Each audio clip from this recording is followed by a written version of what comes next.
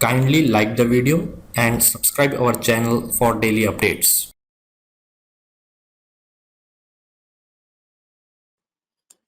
See, now we are going to get started with our Visual Studio.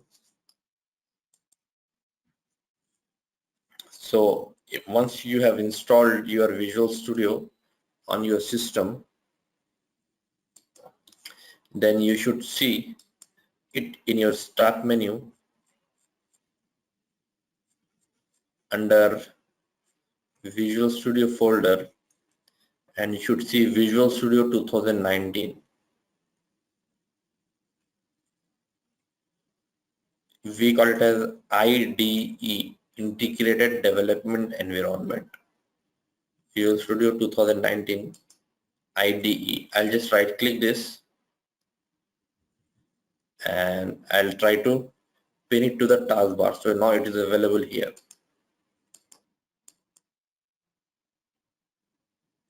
So these are the things that we need. Visual Studio. So now I'll just click on this. So it will launch my Visual Studio. Now here on the right side, you should see lot of options to get started with. Now I want to get started with a new project. Anything that you do in your .NET using Visual Studio is a project. Even if it is a simple program, it is also called as a project. So I will just create a new project.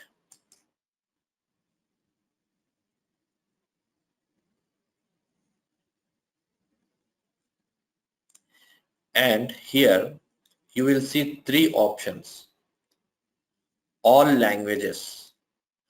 Now, as I told you, it supports many languages. It is also supporting Python. Lot of things we have. C#, C++, F#, VB, all these things. But we are going to learn C#. So I'll select the language C#. And I also told you it supports all the platforms. So we are going to select Windows platform. We are working on Windows operating system. It has all types of projects.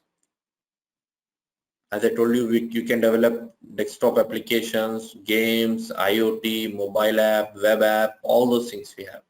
But now I'm going to select console application because I'm going to work with console application.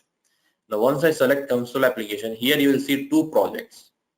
One is in your .NET Core, another is on your .NET Framework.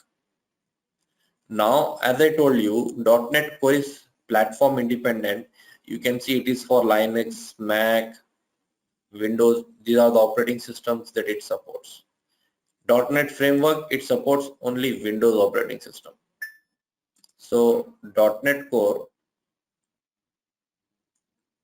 C#, Linux, Mac, so it supports all these operating systems. So anyway, we need not to get worried about all those things here. But just I want to show you, we have two flavors. One is .NET Core, another is .NET Framework. But we are going to work with .NET Core. I'll select .NET Core and I will say next. I'll go back. You can also find it here. You can see recent project templates.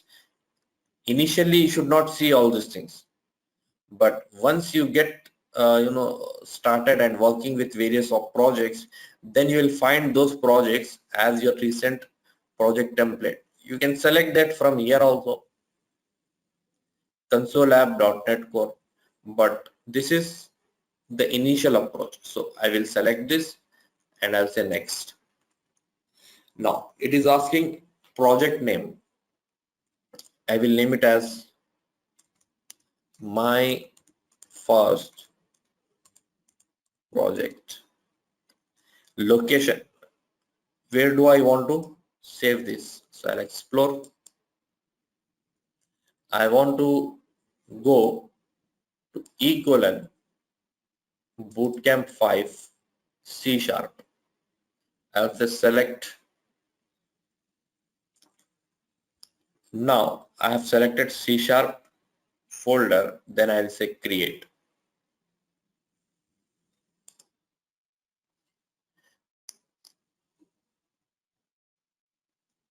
See, we are learning everything from scratch. So the project, or you can say the .NET version or .NET Core or .NET Framework or Visual Studio, all these things does not matter much,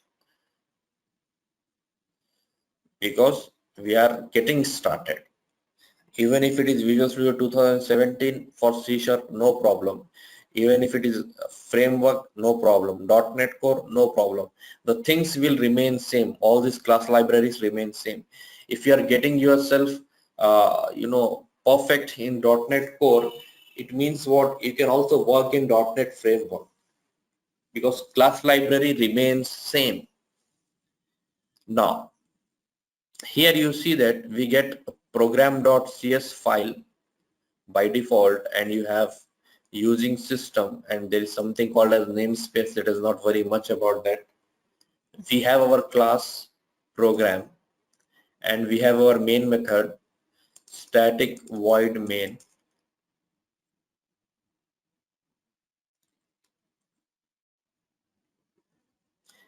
and you have console.writeLine hello world. So we need not to write anything. We got this ready-made template, and we have seen yesterday we wrote each and every line of code in the notepad, and we compiled our program. We went to command prompt, we wrote the command to compile the program, we wrote the command to run the program. So we did all those things manually. Here I need not to do anything. I will just click on this green play button to run the program. Now once I click this button, it will compile and it will run the program.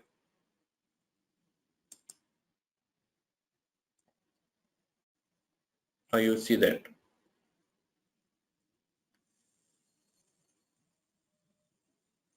You get the output hello world.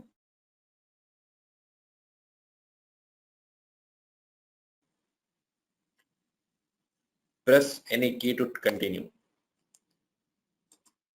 Okay, just do let me know how many of you have already worked on Visual Studio. Type in yes if you have worked on Visual Studio.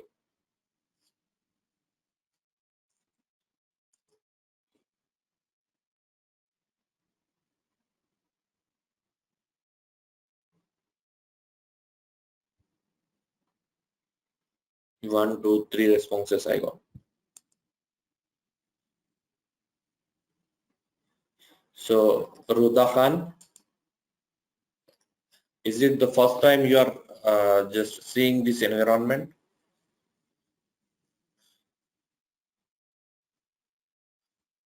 Okay. And Mohammed Salman?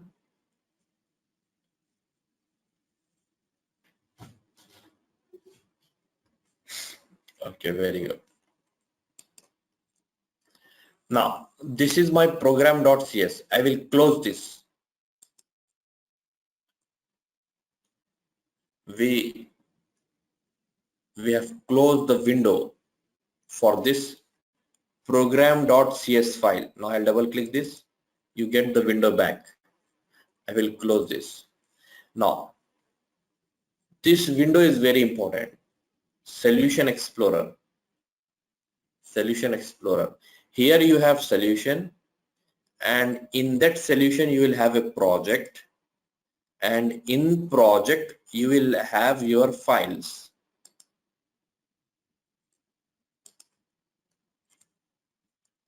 Are you all with me?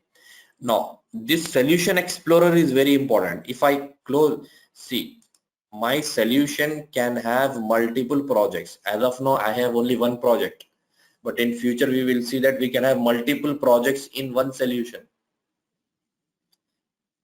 In future we will see that we'll have multiple projects in one solution. As of now, we have one project in one solution. And this solution explorer window is very important. If you lose this window, don't worry much about it. You can get it from view solution explorer. So you get the window back. And if you explore this, you'll get program.cs file. This is the file we are going to write our programs. Now, this window is on the right side. If you want to tag this window on the left side, you can do that. Now you click on this solution explorer bar and drag this window. Now this window gets detached from here and you can attach it wherever you want. You see lot of icons. I will take my mouse pointer on this left icon. Now you get solution explorer here. But this is not the best place. Normally the best place is the right place. So you get your solution explorer. So in this way, wherever you want, you can attach or detach. And here you have auto hide is off. That means you have pinned it. It is visible always. Now if you want, you can unpin this. Now it is hidden automatically. Now you can see that here. If you click, it will show you. If you click here,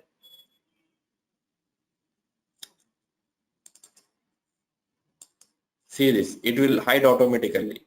If you click, then this window will be visible. If I click here, it will hide it automatically. If you click, it will show you. If you click here, it will hide automatically. So we will have auto hide. Now if you want to make it permanent or pin it here, now it got pinned. It is visible always.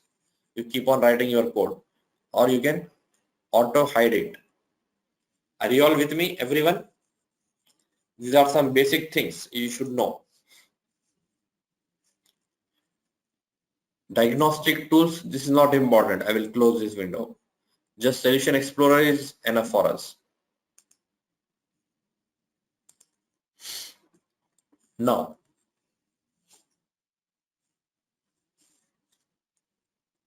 I will remove this line of code. As of now, you just try to focus this area, this open bracket to close bracket. Now I will say, I will write C, console. See, once I write CON, do you see console here in the list? Autocomplete box. We call it as IntelliSense. We call it as IntelliSense.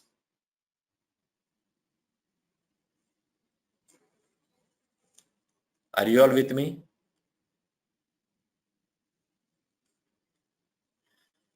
Now if I press tab, you should get console automatically. Now you need not to remember classes, spelling mistake, case sensitive, everything. Now console dot, we have right line, WRC, right line, we get it. Use arrow key to select, then press tab. Bracket open, bracket close, we got automatically. Then you can write some string here. Welcome to the world of .NET 5. Now if I do not write a semicolon, do you see a red line here? Now if I take my mouse pointer, it will say semicolon is expected. So this is the power of your IDE, integrated development environment. You write the code, you debug the code, you run the code, you do everything on the single page. Now if you see this star over here, that means you have not saved the file. I will save this.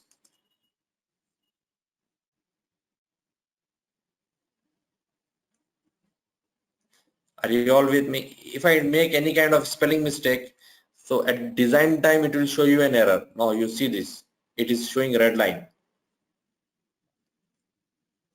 console does not contain a definition for write line. For this console,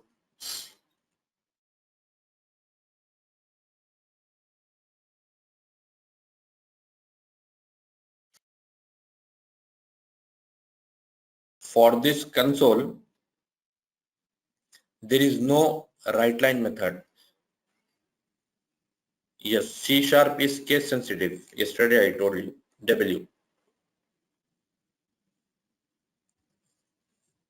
Yes, not like SQL.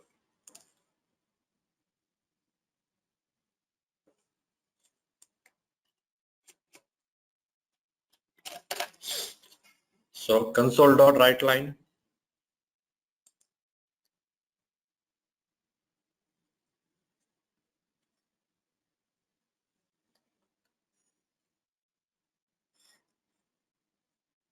Okay, no problem.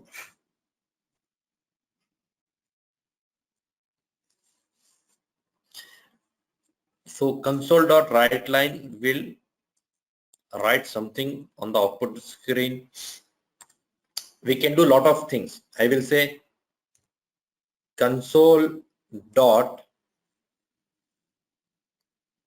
read line. Read line means it will wait for you to write something. So you can press enter and you can do all those things. Once I press enter, I want to clear the output screen. I want to remove this. So you can say console dot clear. It will clear everything, whatever we have on the output screen. And if you want, you can also, before clearing, you can say console dot background color equals to console color dot, you can select any background color, red. Then console dot forecolor, that means the text color. In this red, I will say console color dot white.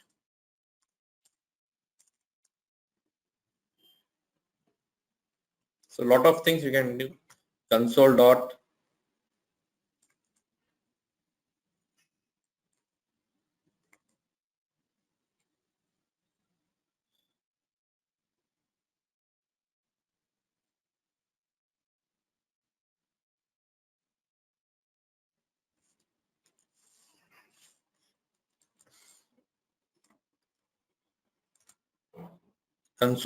beep. You should get a beep sound.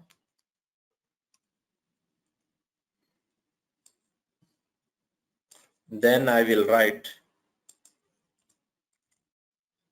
clear the screen. Then I'll write console dot write line.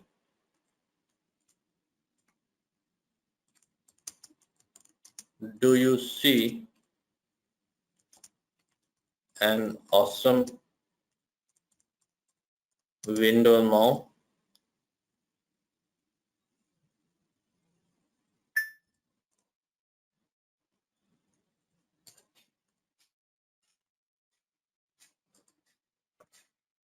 Now you see this. I'll execute this. You can also press F5.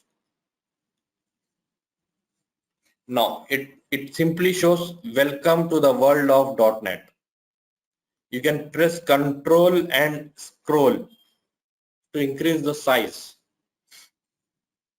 Now I will press enter.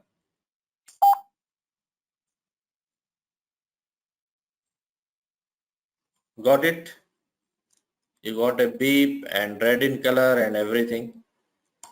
Anyway, let us not waste much time on playing all these things.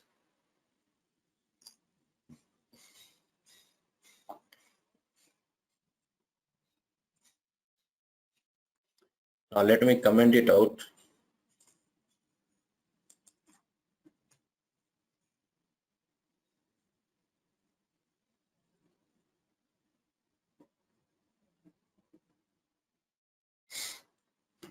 Now let us do some kind of arithmetic operations.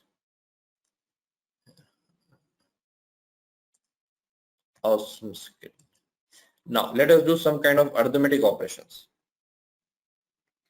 arithmetic operations in the sense plus, minus. Let us try to do this addition, subtraction. Now say you have a variable a equals to 10. Then you have another variable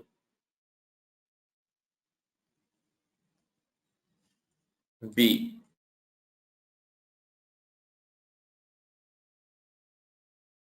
equals to 20.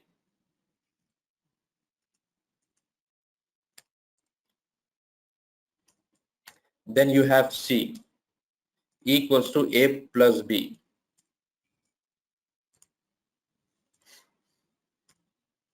Now you see a lot of errors over here. There is a red line, red line, red line. So these are all variables. We call it as variables. I need to tell compiler that a is a variable where I want to store integer. So I will say int a. This is how I declare a variable. In our SQL Server, we have seen we used to declare the variables. At declare a as int, at declare a as varchar. All those things we used to do. So integer variable, I should say int. Int. B is also int. And the result of a plus b is also int. Int means integer. I'm going to store integers, numbers. So I will use int for storing numbers. Now I want to display result. So I'll say console.writeLine,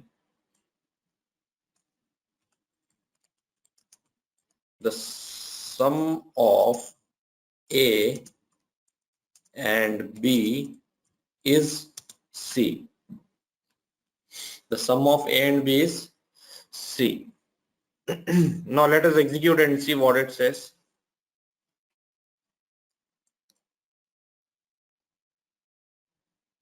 It says that the sum of a and b is c, but we don't want to display a, b, c. I want to display the values of a, b, c. Are you all with me? I want to display the values of a, b, c. Now to display the values of a, b, c, we have multiple approaches. One is our old approach, that is indexes. I'll write 0, 1, 2. In the same way, if you have multiple 3, 4, 5, you can write. And after quotation, you can put a comma and you can say that a comma b comma c. That means at first location I want the value of a, second location I want the value of b, and third location I want the value of c. Now this is the old approach, string formatting. I'll execute this. Now you should see the result.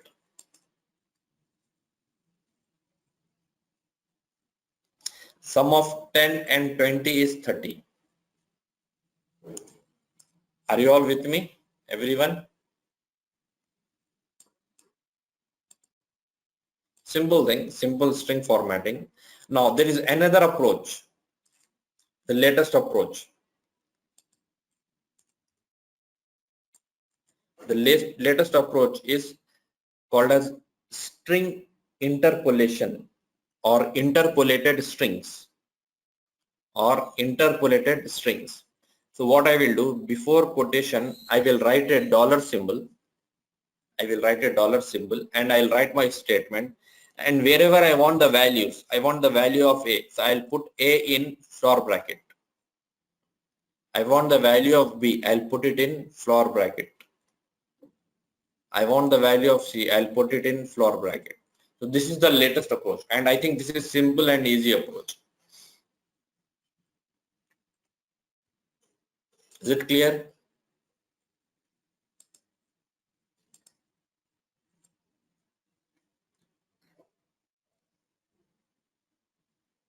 I think you people are, looking at this latest approach for the first time. I think so. Experienced guys. Or if you have already, have an idea about it, then no problem. So this is the latest approach we are using, interpolated strings. Now even here the output is same.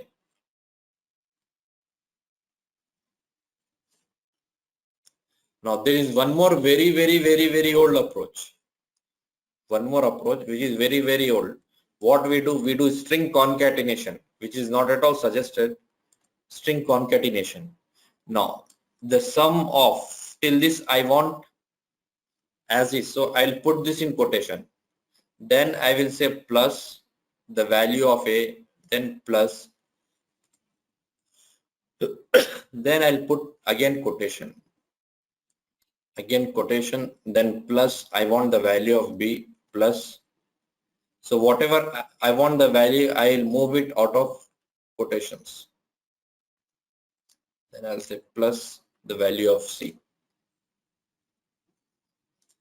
I don't know whether you have understood it or not, but this is string concatenation. I want to display this as is, whatever you have in quotation, then the value of a, then the quotation whatever we have, then the value of b, then in quotation whatever we have, then value of c. This is one more approach of string formatting.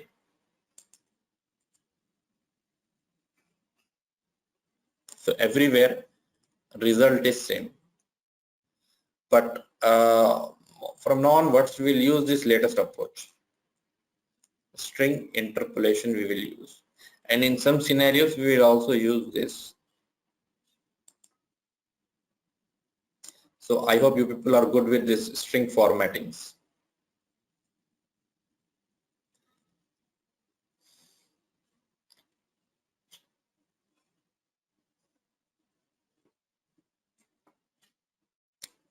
Yes.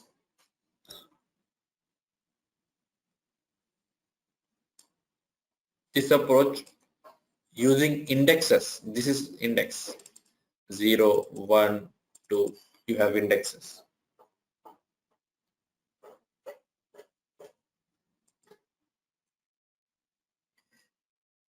Now I'll copy this and comment it out. Now I don't want to hard code. This is hard coding 10, 20. I want to read the values from keyboard. I want to read the values from keyboard. That means I want to pass the value. So how do I pass the value? If I want to read the value from keyboard, I'll say console dot read line.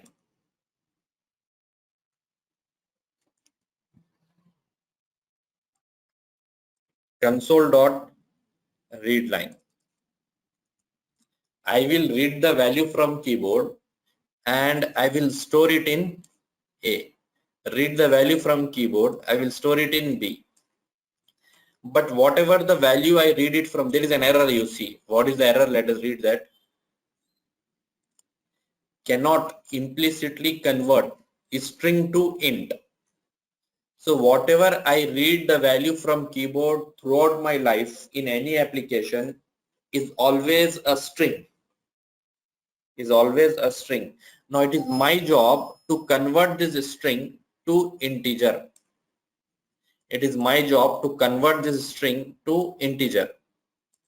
So how do I convert? I will say int dot parse. Then I will pass the string. Now whatever the string I have, it will get converted into integer. Then we are storing it in integer variable. It is called as type conversion. Like in casting we have learned, not exactly casting, you can say conversion. We are converting string to integer and storing it in A. Now in the same way I will say int dot parse console dot read line. Are you all with me, everyone? Because we are storing it in integer, so we are converting it into integer. Now I'll execute this. Now it is waiting. It is waiting means it is asking me to enter the value of A. This is 78. Again it is waiting. It is waiting means it is asking me the value of B. So I will pass 90. Now I'll press enter. The sum of 78 and 90 is 168. I hope you people got it. No, I don't want all these old approaches. I want only one approach. I'm happy with that. Now I want to display a message. Console.writeLine. I'll say CW. We call it as code snippet. We have shortcut. CW tab. You get console.writeLine. And here I'll write enter the value of A. And it is not, code snippets are not available for everything. For some things, for few things, you'll have code snippets. Then we get a message, enter the value of B. It is just for user, better user experience. I'll press F5. Now we'll have good readability. Enter the value of A, 45. Enter the value of B, 70. Sum of 45 and 70 is 115. Are you all happy with this? Everyone? Now, if you have some points, that means decimals. Now, for example, it is asking you to enter a number. Now, if I enter like this, 78, this, there will be an error. Input string was not in correct format because it cannot convert this into integer. But if you want to work with some decimals, numbers with some points, 78.6, even this it will not work. If you want to work with some numbers with the decimals, you should use, instead of integer, you should use double. So I should say double dot parse. So I will say double, then I'll say double dot parse, and the result will be double. That's it. Now you can work with decimals or the numbers with points. 67.89, 34.90. This is the result. Are you all with me?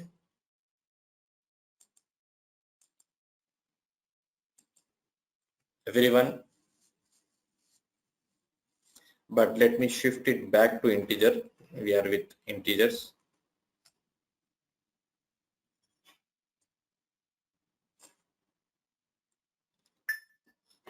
Now I will show you debugging. How do I debug my program? How do I understand the program line by line? How do I understand my program line by line? So what I will do, on this bar on the left side, you have this gray color bar. I will click here. Now from this line of code I want to see, that is 29. I'll click here. So you get a red ball. We call it as breakpoint. We call it as breakpoint. Now if I click again, it will remove this breakpoint. Your program execution starts from here, and wherever you have a breakpoint, it will stop over there. Now you see this. I will run this.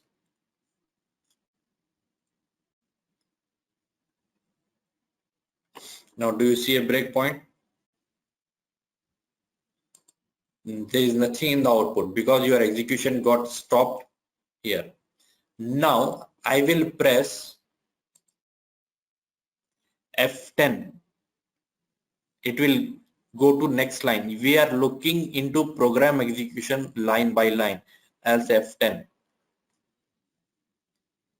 Now you see this output screen, you get enter the value of A. Now it is asking you to enter the value of A. Now I'll press enter. Oh, sorry, F10, not enter, F10. Now you see it is asking you to give the value 78, press enter. Now it went to the next line of code. Are you all with me? Now what I can do, A is an integer. I'll take my mouse pointer on A. You can see the value of A. If I want, I can tag this here. I'll pin it. You can see, you can observe the value of A. And what is the value of B? It is 0 because we have not read it yet. What is the value of C? It is 0 because I haven't read it yet. So we call it as debugging. We are debugging the program. We are looking into the program line by line. If something fails, we can understand where is that it is failing. Now I will say F10. Again F10. Now it will show this window for me to give the value of B, that is 90. Now do you see? Then I will say A plus B. Now you can see this. You have the value of A, value of B. You can observe the result and how the things are getting executed. Now I will say F10. You can see the output. So we call it as debugging. So this is your breakpoint. I'll stop the program. This is the breakpoint, so that you can observe the execution line by line, and it will also show you old values. If you see this, you have a pin icon. If I take my pin icon over here, you observe. Now I can right click over here and I can clear.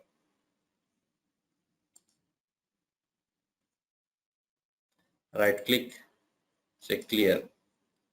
Right click and clear.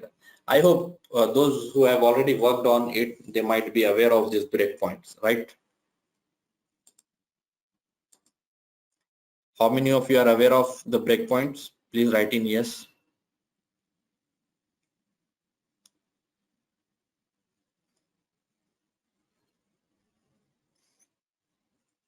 Quick.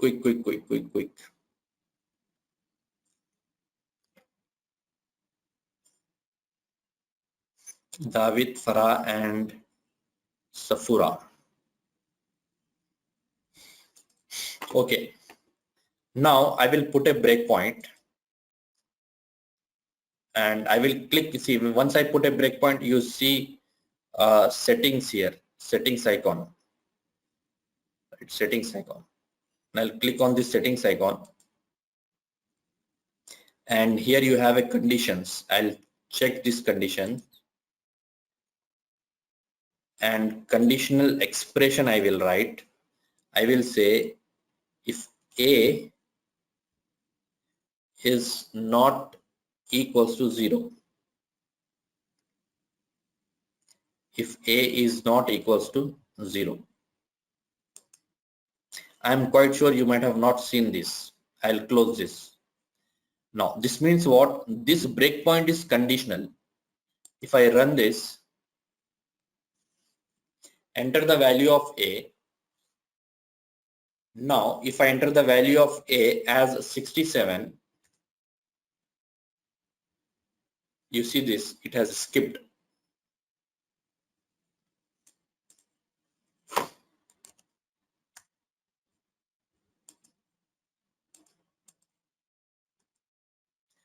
Now if I enter the value of A at 0,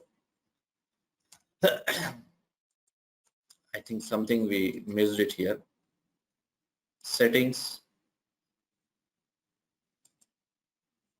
conditional expression,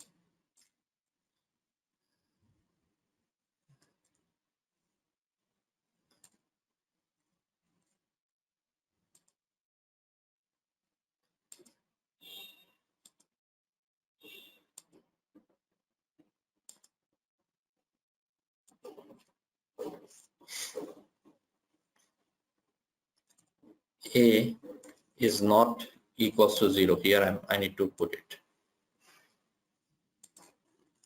Close this. Now let us see this. Now if I enter the value of A as 67, you see a breakpoint. So I'm saying that I want to go for breakpoint if and only if a value is not equals to 0. So you see a breakpoint. Now I'll say F5. Again, you should see the result. Now, if I enter the value, yeah, I'll show you just. Now, if I enter the value of a as 0, it should not hit the breakpoint. You see this, it is not hitting the breakpoint. So this breakpoint is conditional.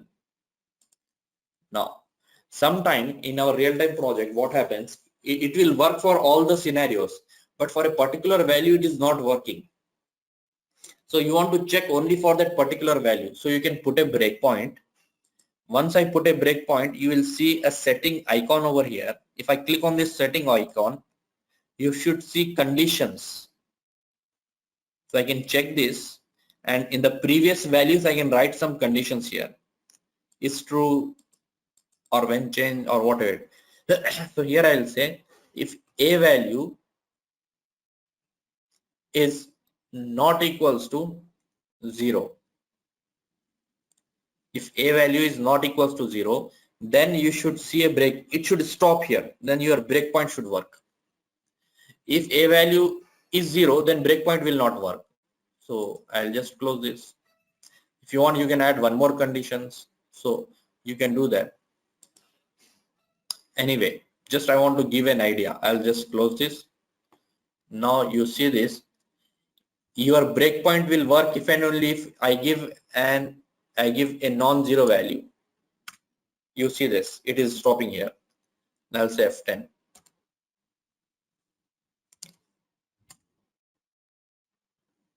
F10, F10.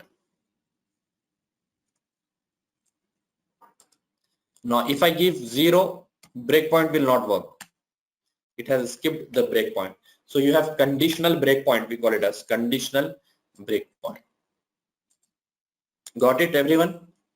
That's why you see a plus symbol here, because it has a condition. If you want to remove the condition, you can simply remove it. Then there is no condition here.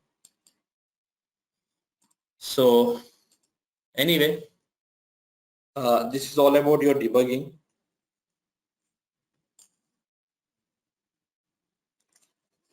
One more thing, I want to put a question. I want to take a break, but before break, I want to put a question.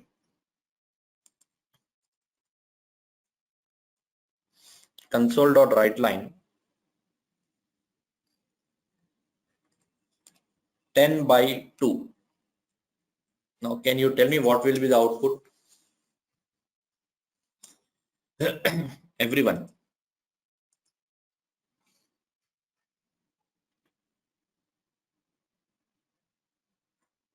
Five. Others.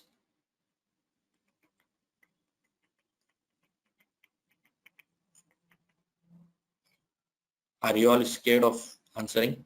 You think error?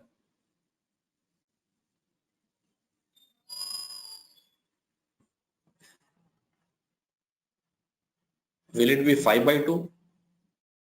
5. Okay, 10 by 2 itself. Okay. I got 2 answers from David. Now let me execute and see.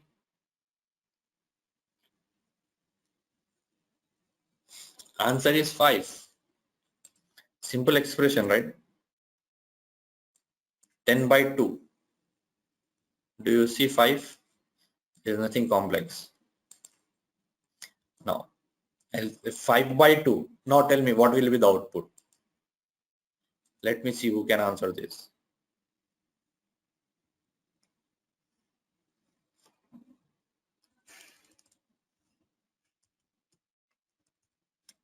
Two point five. 2.5. 2.5. Everyone.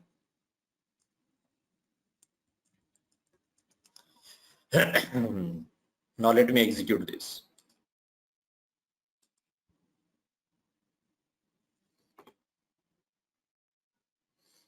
And the amazing part is answer is 2.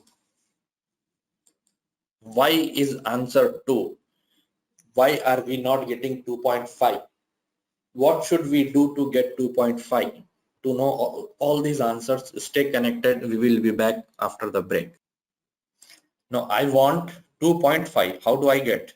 Result should be 2.5, right? 5 by 2. If we have $5 million business and I want to distribute it between two partners and I need to program it, then I cannot say that, you will get $2 million each.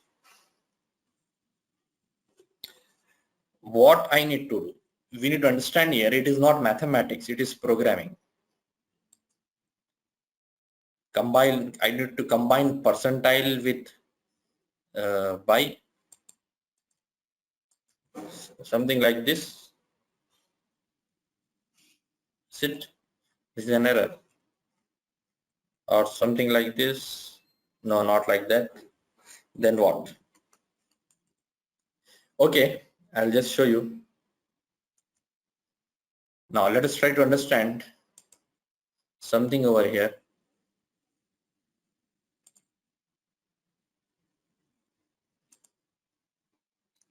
When I say 3 plus 2, the result is 5. Is it not? When I say 3.0 plus 2, can you tell me what will be the result?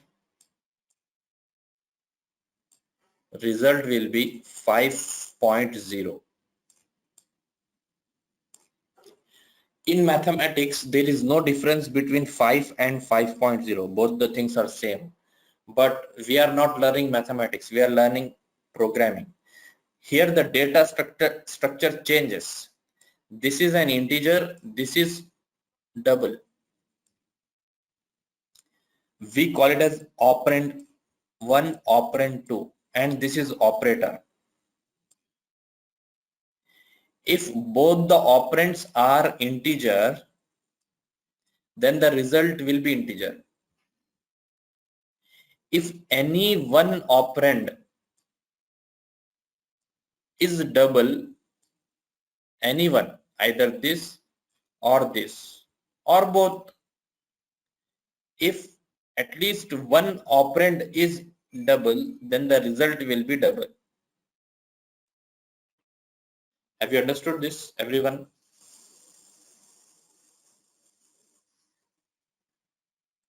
The same logic we need to apply.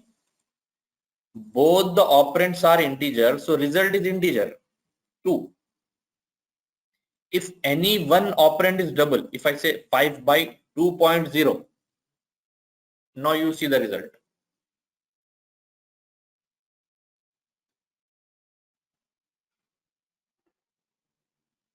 Do you see 2.5?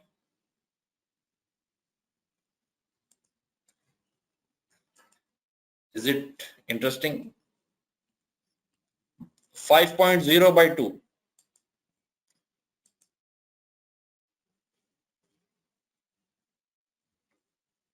Then you get 2.5.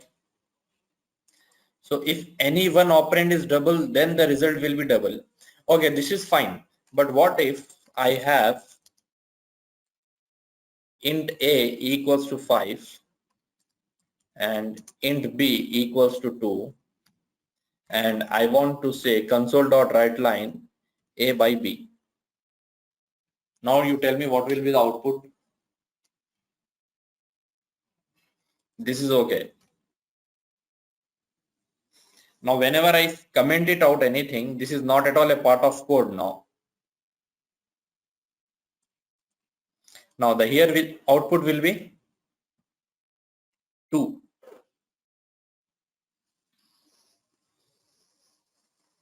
Now I want the result 2.5. How do I do that?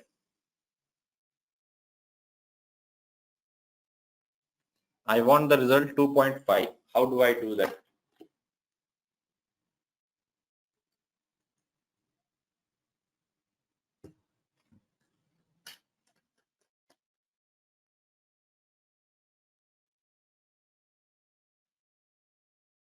make any one of the variable as double. Okay, that is fine. That is fine. Any one variable, if you make it double, then your result will be 2.5. But the problem here is,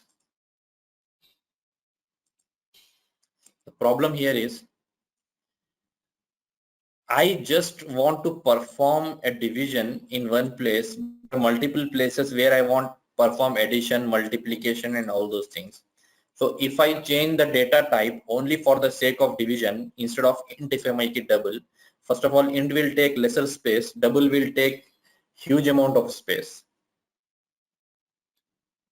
Because in some places I want to perform addition, multiplication, subtraction, where integer or double does not matter much. So if I change the data type itself, then instead of taking some lesser space for that value, double will take huge amount of space. So this is one drawback. Okay, we have huge amount of space, no worry about space, but other operations it will take longer time. See, if I want to add integer and double, for example, I say console.writeLine a plus b, I'm adding two integers here. It will take very less time, space, and the second matter is time. If I say double, it will take higher amount of time. Anyway, let us see if we can manage to understand that. Because we are permanently changing the data type. First of all, let me make it int. Put a breakpoint.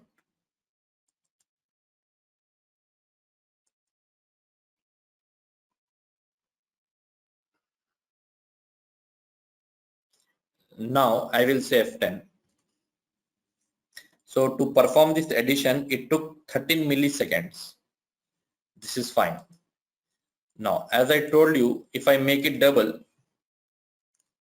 because it is a small operation, let us see whether it can manage to, identify the time or not.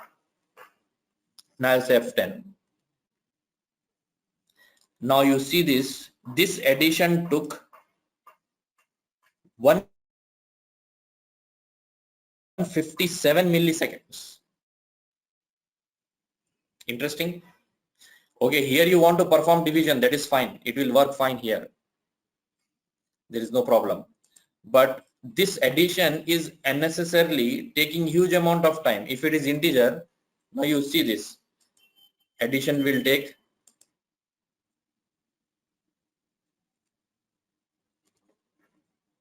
83 milliseconds. If it is double, it was taking 157 milliseconds. Are you all with me? So permanently changing the data type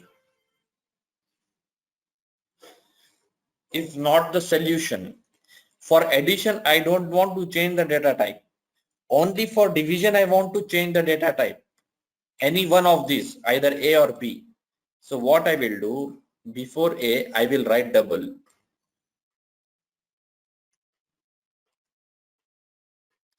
That means while performing division, you take the value of A and convert it to double, and then you perform the division.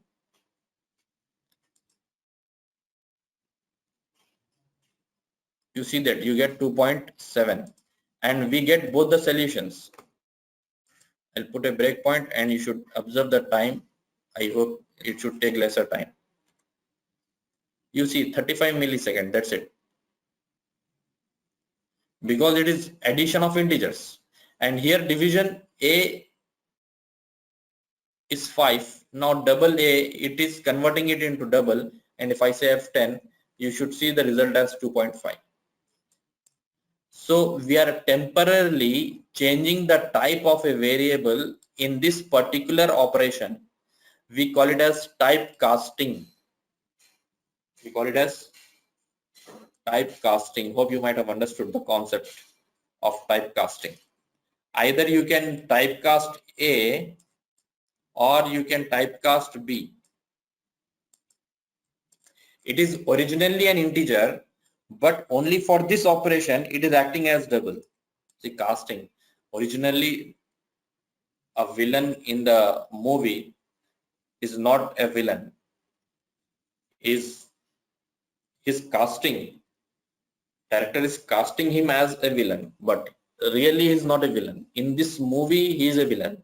So in the same way, typecasting, in this operation it is double, but actually it is not double, it is integer. I hope you understood the concept of typecasting. Are you all with me, everyone? Let me go back to the PPT.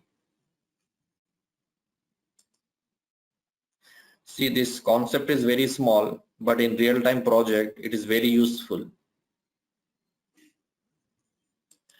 While generating some reports and something, you will see that this casting will make a lot of difference.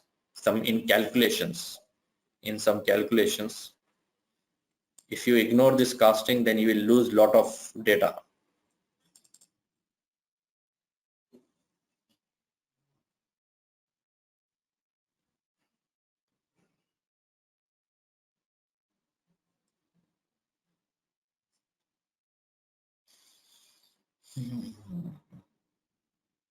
So today we got introduction to Visual Studio 2019, and we started doing some basic things.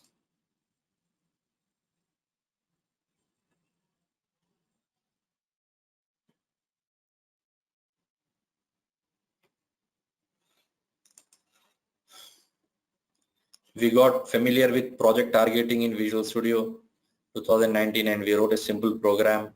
Then we understood console.writeLine string formatting, then console.readLine string parsing.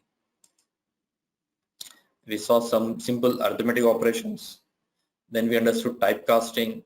Then we understood how to debug the program. Are you all good with this? Do anybody have any doubt? These are some basic things that we understood today.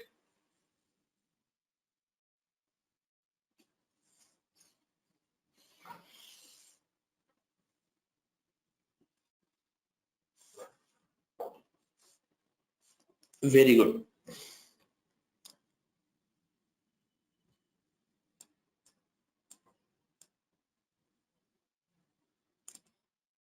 Next, data types. Like in our SQL Server, we have data types. In the same way, here also we have various data types. We call it as value types. We have seen integer. Normally we use integers.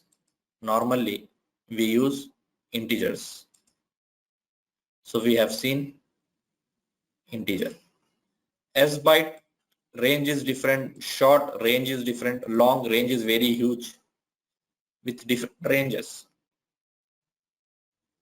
Everything is for integer. Unsigned integers, normal integer means plus and minus values you can store. In unsigned integers, you can only store positive values, no negative values. So we hardly use any unsigned integers. For a single character, we use char. For floating, that means if there is some points, so we use float or double, but we hardly use float. We majorly use double. So these are the data types that we normally use in our real-time projects. So we have seen integer, we have seen double.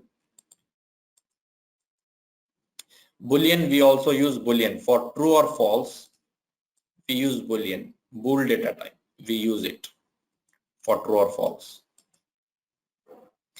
Enum are user-defined data types. Then we rarely use it, but we will see that what are enums, enumerated data types. Structure types we are going to learn. These are all value types. Now what do you mean by value type? We'll understand in future. Nullable types. This is also important. This is also we use.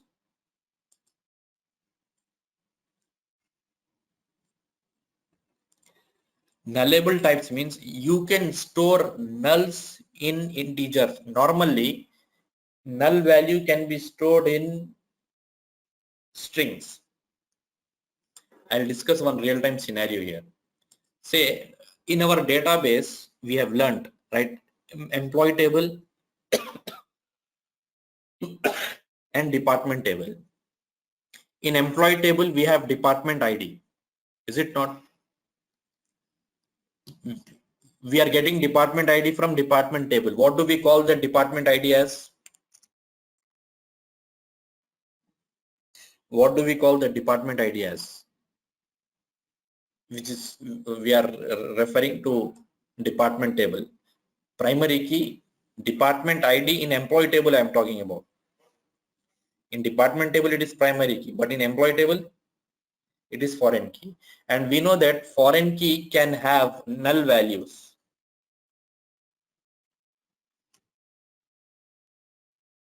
Foreign key can have null values.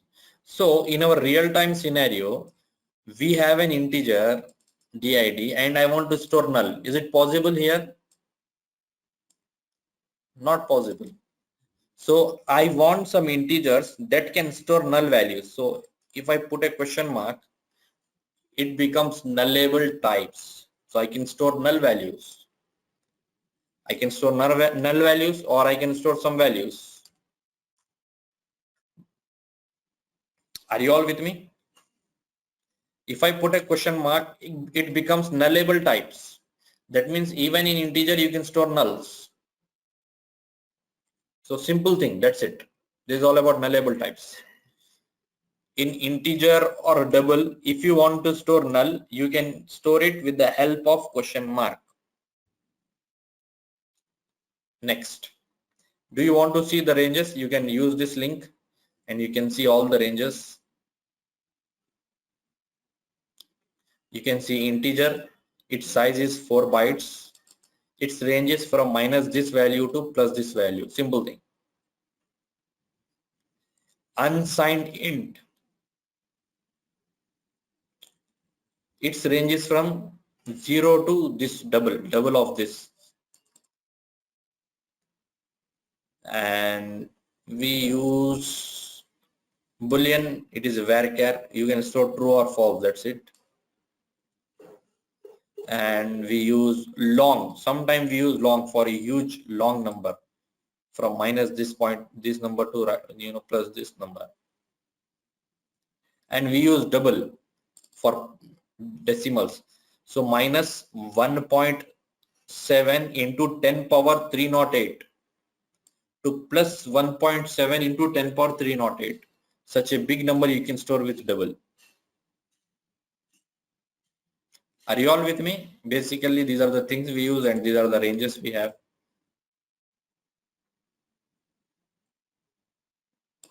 Anyway, from this link you can get those ranges, and don't worry much about remembering the ranges.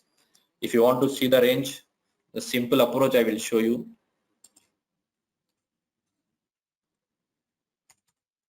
Console.writeLine, integer, right? Integer we have int dot maximum value. You will see the range.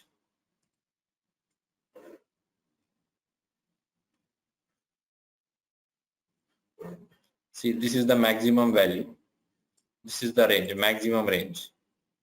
So you cannot store any number greater than this in integer variable. So in dot max value, in dot minimum value. If you take mouse pointer, it is showing. It is a constant value.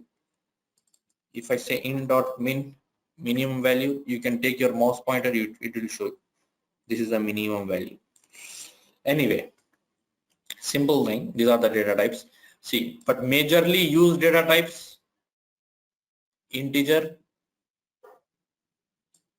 double, boolean types, and nullable types, and sometime enums.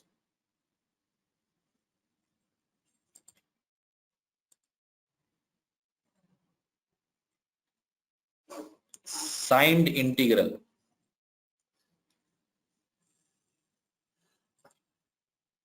See, this integer is signed integer. That means you can store +5 or -5, whatever you want. This is signed integer. For unsigned integer, This is uint. Uint is unsigned integer. You cannot store negative values. You can store only plus. Simple. Got it?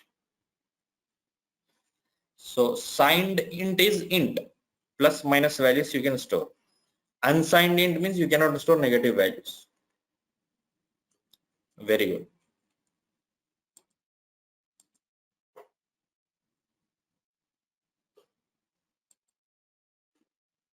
Next.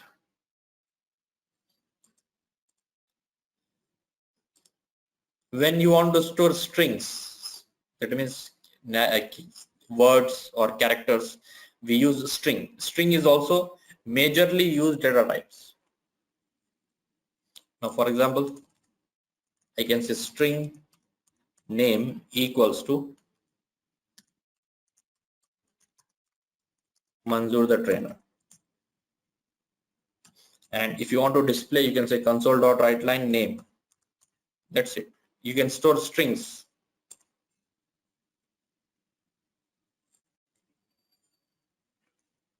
You got it. Are you all with me? If you want to store a string, you use a string data type. Then we have arrays. We will see arrays also. We will also see classes and objects. We will see interfaces. So these are the data types. But the majorly used are strings, classes anyway we are going to use, interfaces we are going to use, and we will also use arrays sometimes. So these are the things that we majorly use. So these are the various data types that we work with.